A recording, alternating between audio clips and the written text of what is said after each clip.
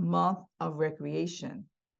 And from my personal experience, I've decided to start taking off the month of August and focusing on recreating the entire month. And so this was the first time I was able to do that for an entire 30 days plus. And so I want to thank all of you for your support, because like I said, I did miss the meeting last month for being in the air. But today we are focusing on, and for the rest of this month, we are focusing on the civic area of our lives and our businesses. And so we want to welcome today Mr. Will Tartar, and his bio and everything is on the screen. But I want to first start by saying that we really, William, Will, we really want to thank you for being willing to come and share with us.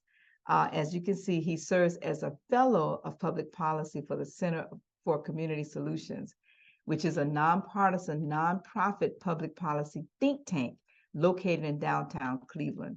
He works primarily with local governments and health and human services, examining data, I call it big data, to explore what policymakers and community planners can do now to effectively prepare for the future.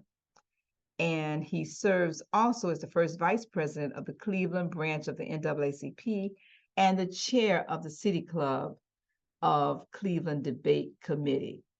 He's also a distinguished Toastmaster and has previously served as the president of Toastmasters in Cleveland. Wow, Club 351. He graduated with a Master's of Public Administration and a Bachelor's of Science and Communication Studies from Ohio University. Married to his college sweetheart, Sarah, and they have 2 children, Abigail and Luke. Welcome, welcome, welcome, Will. Thank you so much for joining us. Thank you. Thank you so much for having me, and thank you for that introduction. And it's so great to see all of you and hear all of you, and to hear the powerful stories and testimonies that have been shared during today's meeting. It's very, very inspiring, and I really, really appreciate the opportunity to be with you all this evening. All right, so what I'm going to do before we get into my presentations is I'm going to ask if everyone could type in the chat your name and where you are from. That would be very helpful for me to get to know where you are tuning in from. I know we have a national audience, but I'd love to know where all of you are tuning in from. So thank you so much for that. All right. Well, I'm going to be before you for the next 15 to 20 minutes, and we're going to have a great conversation. I'm going to share some of the things that I've been working on, some things I'm passionate about, and hopefully some things that can spark your imagination and inspiration as you embark on this civic journey over the next few weeks. All right. I'm going to assume that WPB is West Palm Beach. Yes, it is. I just all thought right, about there that. we go. Thank you. No problem, no problem. You know, I love acronyms. That's like I want to make sure that I get it right and do not assume. Okay, excellent. Oklahoma, North Carolina, Massachusetts, excellent. Charlotte, excellent. Fort Lauderdale, Jacksonville, Tanya from Cleveland. Yes, okay, close by. All right, Tanya, and Doretha, awesome. Texas, Georgia. All right, so we really are across the country. This is fantastic. All right. Well, before I get into my presentations, I want to divide my presentations into 2 parts, what I affectionately call my 9 to 5 and my 5 to 9. All right, my 9 to 5 and my 5 to 9. So my 9 to 5 is like my professional hat, and my 5 to 9 is the civics and everything in between. All right, so that's how we're going to divide today's presentation. I'm going to go ahead and share my screen, and then we'll jump right in. All right, here we go. All right, can everyone see the screen okay? Give me a thumbs up, or virtual or physical. That works. That's great. All right, excellent. Got some thumbs up. Excellent. All right, so let's jump right in. Well, as you heard from the introduction, my name is Will Tartar, and in my 9 to 5, I work at the Center for Community Solutions. As Ms. McNeil mentioned, we're a nonpartisan nonprofit founded in 1913. So we've been around for over 110 years now, and it's actively serving the community and helping to inform organizations that serve the community. Our unofficial motto is helping people help people since 1913. And I'll get to data and how it helps to inform the work that we do in just a minute and how it can help inform the work that you do as well. All right, so I graduated from Ohio University, undergrad and grad school. I also was a fellow at the Ohio Legislative Service Commission, which, for those who may not be familiar, is the nonpartisan arm of our state government.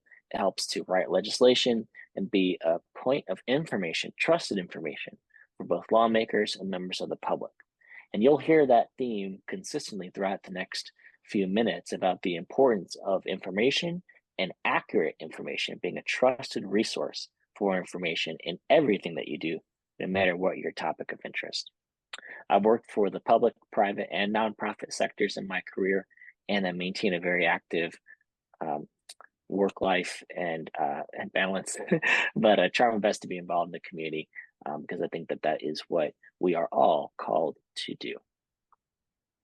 All right, so I'm going to briefly talk about community solutions and organizations, some of the work that I'm doing. Then I'm going to get into my 5 to 9, and then we'll have a few moments for Q&A.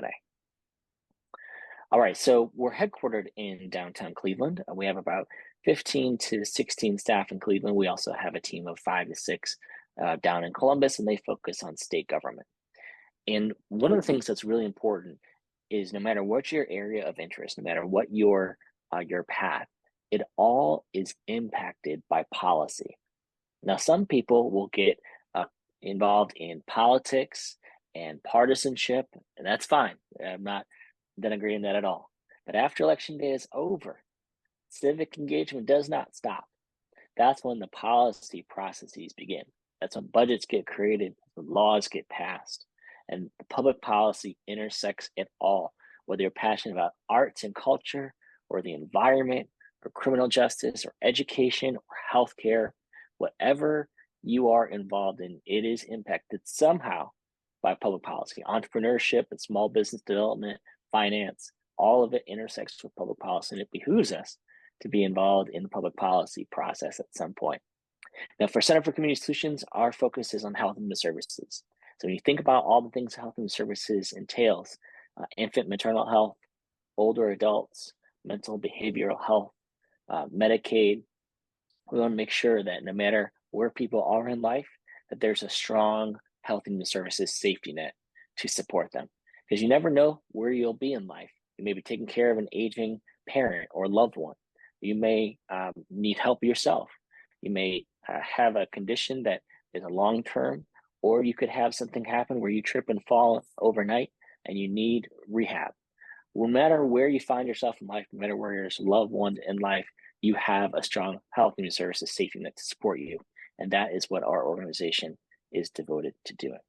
We pursue that through research, analysis, and advocacy. So we take that data, we want to make sure that that gets in the hands of lawmakers so that it can help inform their decisions. We want to make sure that what's going on in the community makes it to those lawmakers so that they know what's going on in the community, and vice versa. Things are going on in the halls of government. We want to make sure that that information gets out to the community, because the community needs to be informed of what is going on with their public officials. And again, that's where our organization plays a role. So think of us like a liaison of sorts between the lawmakers and the community. I mentioned our 5 priority areas of older adults and infant maternal health. And I really want to key in on older adults because that's a particular passion of mine. We are in Cleveland. We're an aging city, an aging county, an aging state, an aging country. And when you think about demographics, baby boomers are about 77 million people across the United States, and yet they control 60% of the nation's wealth. So even though millennials, who are that's my generation, are 80 million, so we have larger numbers, but the greatest concentration in the country is with baby boomers, 60%. And so where they live, where they work, will determine the economic and community direction of cities and states across the country. And you want to make sure that as you plan communities, as you plan these supportive services, that you do what you need to do to support a high quality of life for a population that is aging. And for many people, like my dad, he is 70, and he was taking care of my grandmother, who she was 97. And I had to remind him to take care of himself, as well as taking care of the loved one. And that's something that sometimes we can neglect our own needs because we're trying to prioritize the needs of others. And so I really appreciate what was mentioned earlier about the need to take care of oneself so that you can take care of others, because that is paramount. And that's something that we talk about quite frequently when we're talking about older adults. All right, that's a lot of information on here, but I just basically summarized my whole spiel with demographic trends, and this, in particular, older adults. And I focus on the county government and the state government, both of which play a large role in helping to build and maintain that social services safety net. So what are some of the things that I follow very closely? I follow our health and human services levies, which are property taxes that help to support these health and human services safety net. We know that there are way too many racial disparities in health outcomes in both infant and maternal health, in economic opportunity, in mobility and accessibility. There are way too many racial disparities. Many of these things have built up over years and decades. And so, what can we do as an organization and through the public policy process to help close those racial disparities? We also look at the impact of the county budget and the state budget, both of which help to fund many of the things that we were talking about.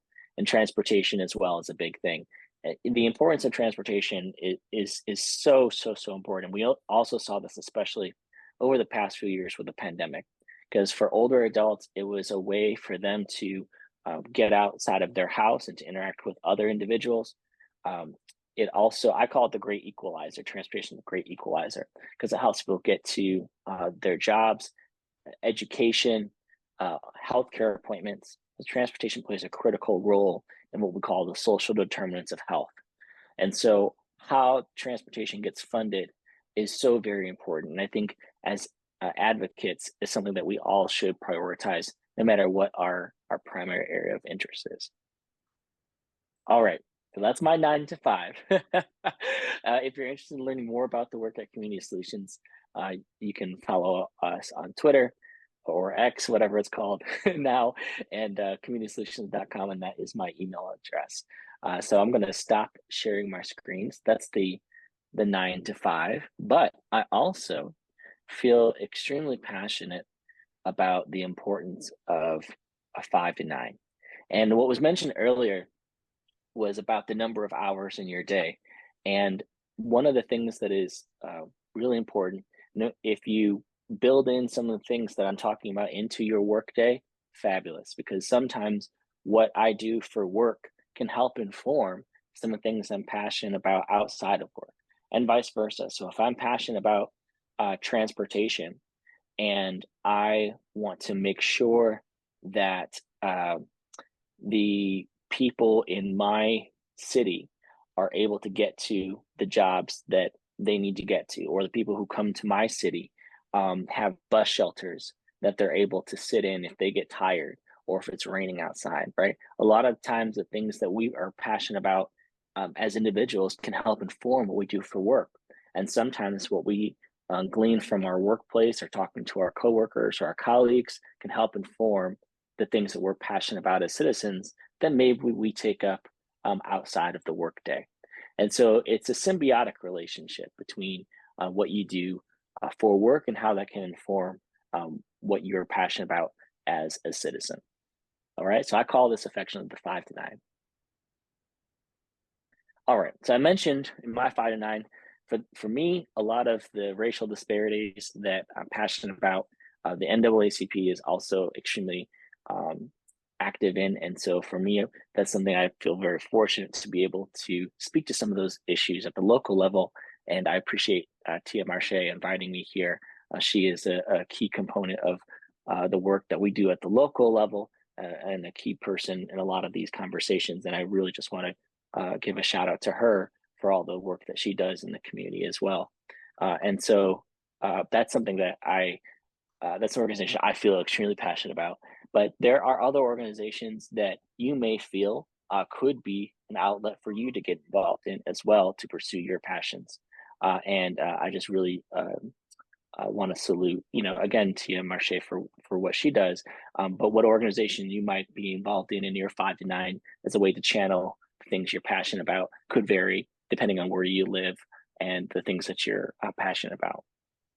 I'm also in Toastmasters, and I'll tell anybody that will listen about Toastmasters. It's a public speaking and leadership development organization. And I think that if anything, over the past few years, the importance of communication is something that is extremely important, and the ability to communicate, speaking publicly, whether to 20 people on a computer screen or to 1,000 people in person. The ability for the audience to walk away having listened, learned, and understood the message that you're trying to communicate is so very important. And leadership is also important, being able to step out and serve your community, but also be a leader and taking initiative. And Toastmasters has been a key component of that. And I just really appreciate the role this played in my personal and professional development. And I would encourage you to look up Toastmasters in your area and consider stopping by a meeting to come alongside all the great things that you're learning within the McNeil course here. And so again, that I believe that those complement the work that you're learning here. All right, and then also I feel very strongly about the importance of getting involved in your local community and understanding the role that public policy plays in affecting your life. Whether it is the Shade Tree Commission, which plants new trees in your community, or if it's the city planning where they discuss sidewalk repairs. It's fascinating. I mean, we think about older adults, for example, and I use older adults because that happens to be a passion of mine. But we told older adults when they were being told to socially isolate, they couldn't go to churches, they couldn't go to a lot of senior centers. So we encouraged them to get outside and to walk around because it'd be good for their mental health, it'd be good for their physical health, good for their emotional health. But unfortunately, sometimes sidewalks were not even. And if you go outside as an older adult and those sidewalks are uneven, you have the possibility of tripping and falling. And that can be a disaster for an individual who loses their balance or trips or something like that. And so we want to be mindful of the fact that, again, the local decisions and how they impact our quality of life. Boards and commissions, I think, are a great opportunity to plug in and to get involved in your local community, and something I talk about quite frequently. All right. So what does that look like in practice?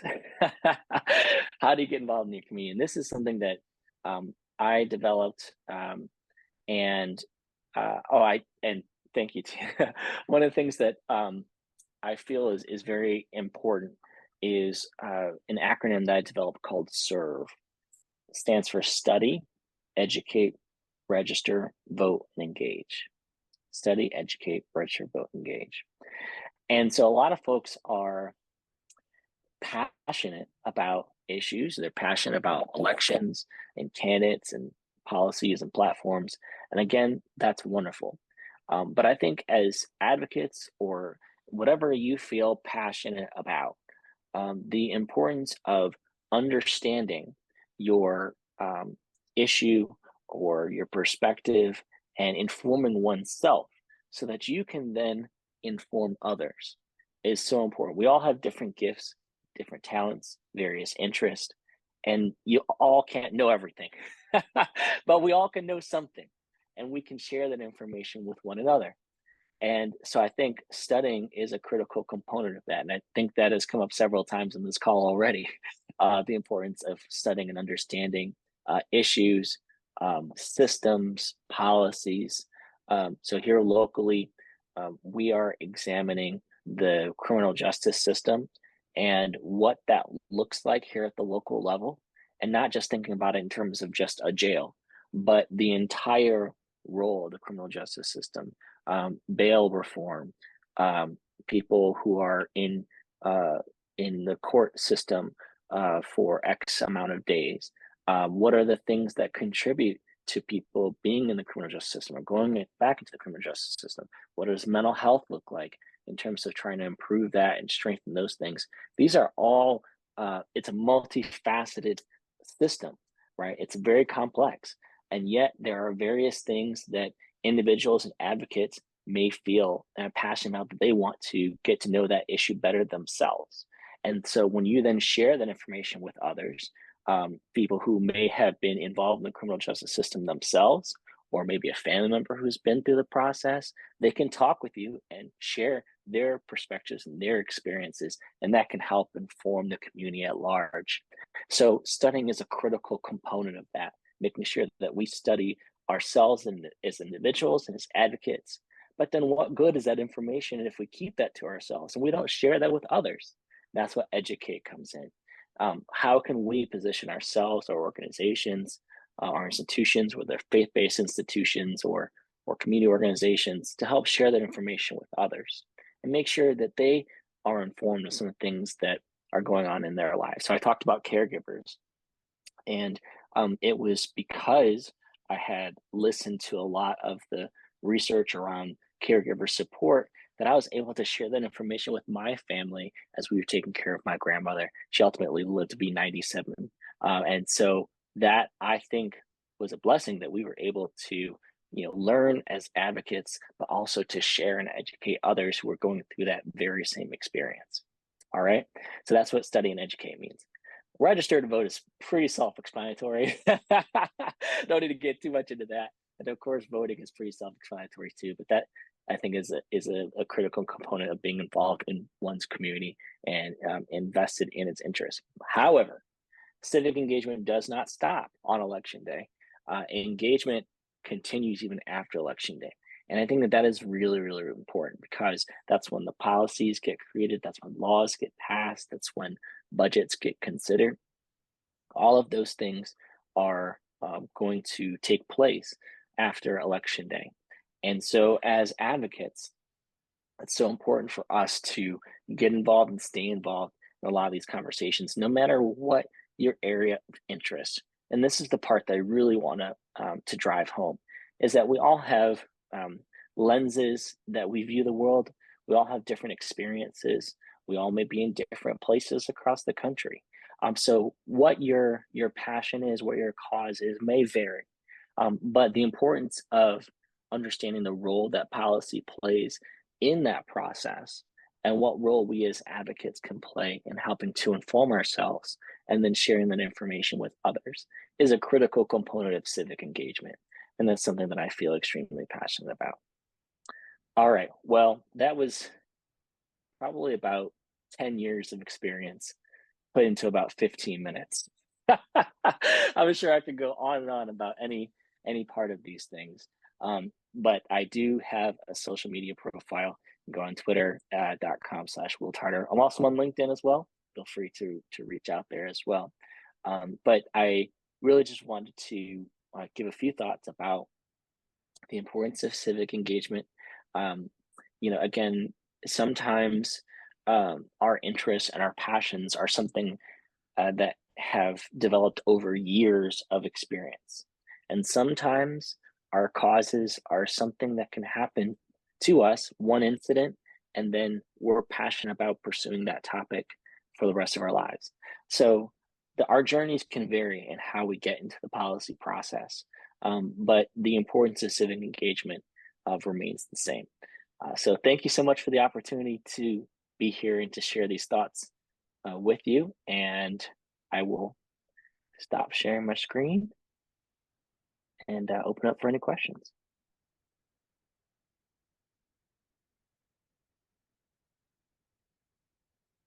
Well, All right, I'm best.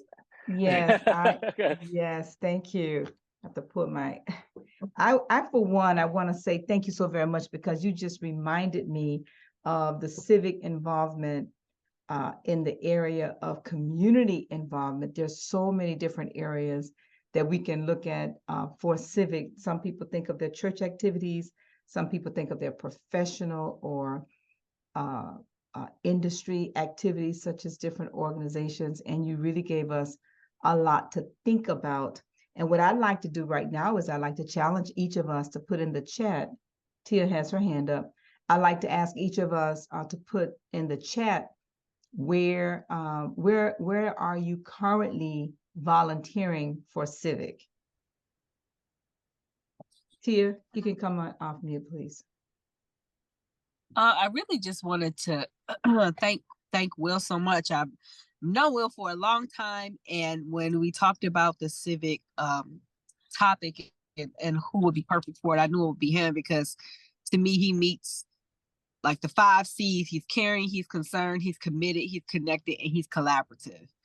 And I think when we talk about civic engagement and we talk about how you can be involved and how it affects your personal and professional growth, you really have to be tapped into someone like him that can maybe, if he can't point you in, if he can't tell you what you need to do for a concern that you have, he can point you in the right direction to an area that will hopefully spark your civic passion and engagement. So I just really want to just say thank you, Will, for agreeing to chat with us this afternoon. Thank you.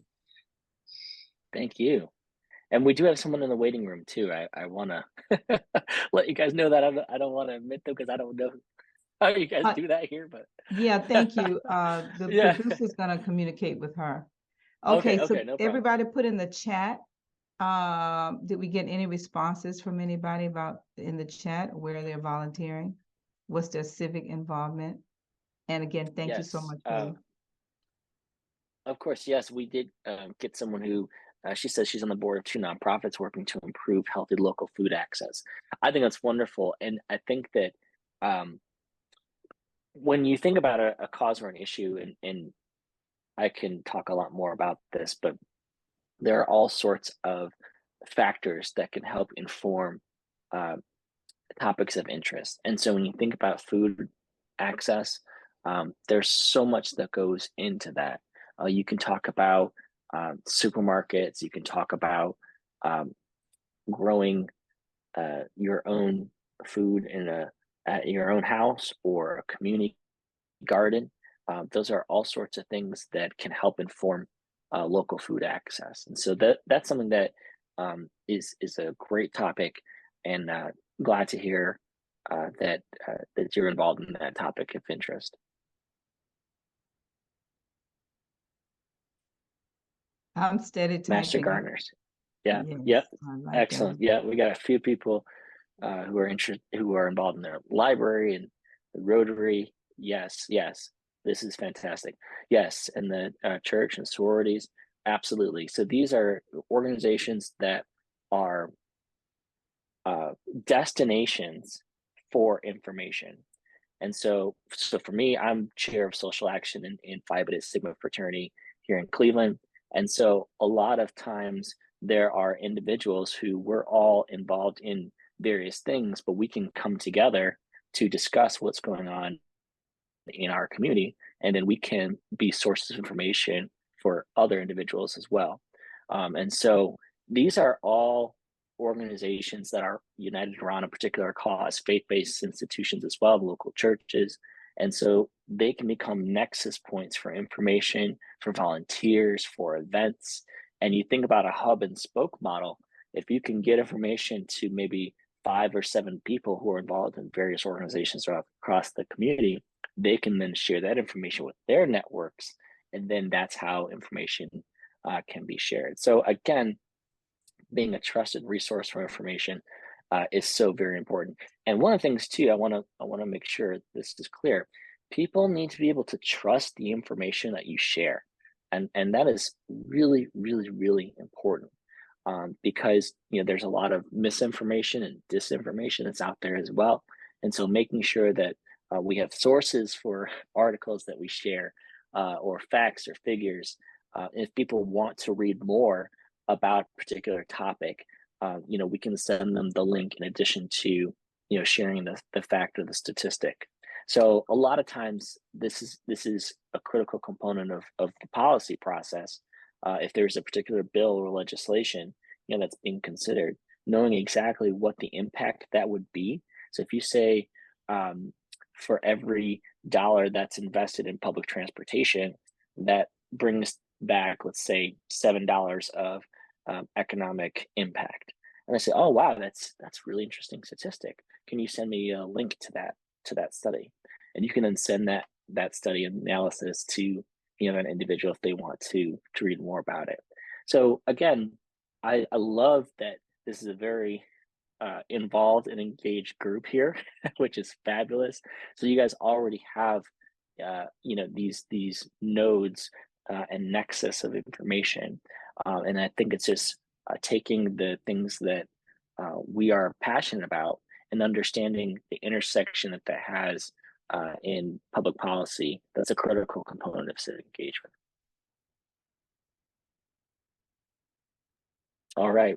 We got some more responses too. Chambers of Commerce, gardeners, Rotaries, national parks. Woo! Well, you got a really involved group of folks here. I love it. I love it. All right. Thank you. Thank you. Thank you. We had another guest to join, Odidra Williams. Thank you so much, Odidra, for joining us. And William, we want to thank you. Do you have any questions of us before we wrap up? No, just first off, thank you again for the opportunity. Thank you to Tia for the invitation, and to you, Mr. McNeil, for convening this group. I think that one of the things I really want to encourage this group is, over the next year, over the next 2 years, there are so many opportunities to get involved in your community, and municipal elections this year, and then of course next year presidential. There's a lot that's going to be going on in the community, and if we as advocates can position ourselves to be a place of trust and information to help inform our communities, I think that is great for everyone, both as individuals, and we educate ourselves as citizens, but then we also can be a resource for our family, for our neighbors, and ultimately our community.